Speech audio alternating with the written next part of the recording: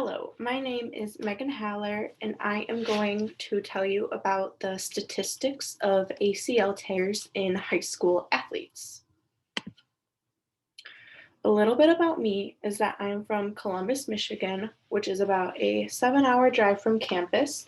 And a fun fact about where I'm from is that I can drive to Canada faster than I can get to my old high school.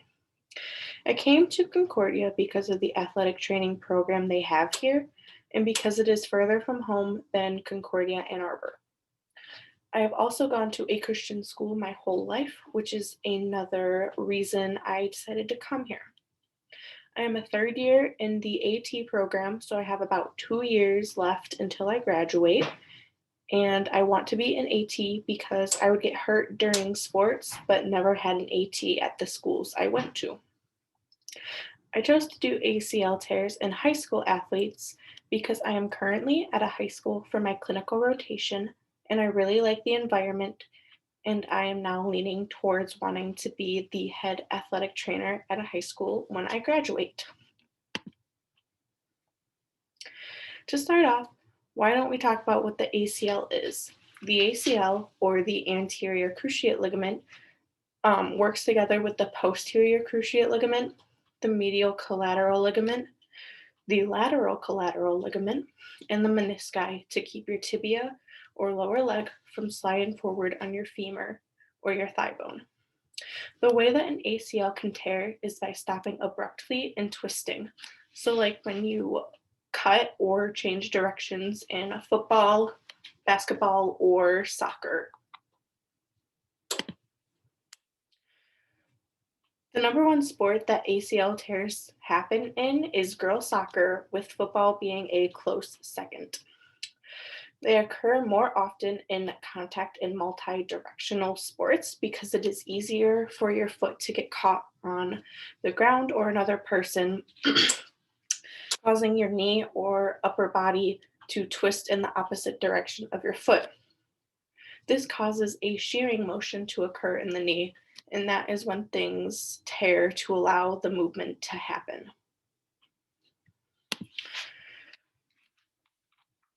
This graph is representing the number of ACL tears in soccer players according to injury insurance claims for surgery and or rehabilitation um, needs.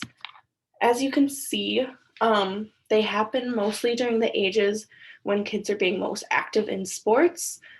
Because during high school, kids like to use sports as stress relief, and also they tend to take it more seriously during high school because scholarships for colleges are right around the corner, and that matters all 4 years of your high school. Um, they also happen more frequently in girls, as you can see. So, why does it happen more often in girls? So, females have wider hips than males because we need to be able to have children without breaking our pelvises.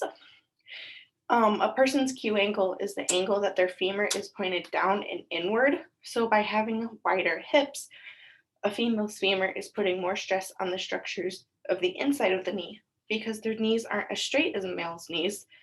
When they land, they tend to cave inward toward each other.